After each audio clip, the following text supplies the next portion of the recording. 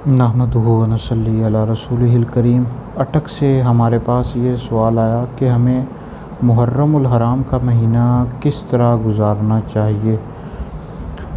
इस हवाले से जी मेरा फ़तवा भी मौजूद है। वो फ़तवा इंशाल्लाह सोशल मीडिया पर, व्हाट्सएप पर, दीगर जगहों पर शेयर कर दूँगा। मुहर्रमुल हराम का महीना बहुत ही मुक़द्दस और बबरकत अज़मत वाला महीना है। इस महीने में कोशिश करें रोज़े रखें।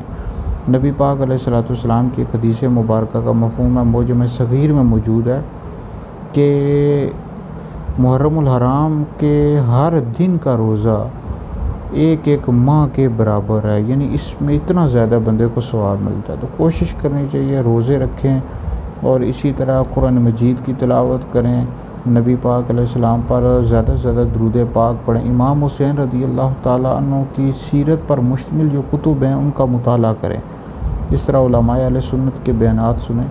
बाकी इसके अलावा आप मेरी वीडियो सुनते रहते हैं और शेयर भी करते हैं, आप सबकी मोहब्बतों का शुक्रिया। तो मुहर्रमुल हराम के वाले से भी मेरी वीडियोस आती रहेंगी, इनको आप सुनकर शेयर करते रहें।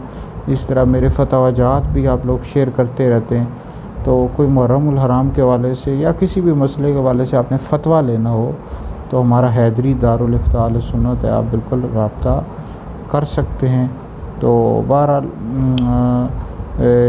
ये करते रहें, यानी मुहर्रमुल हराम में ज़्यादा से ज़्यादा नेक अमाल करें और ज़्यादा से ज़्यादा हज़रत सैयदना इमाम हुसैन रज़ियल्लाहु ताला अन्हु और करबला के जो शुहदा हैं उनको इसाले सवाब करें।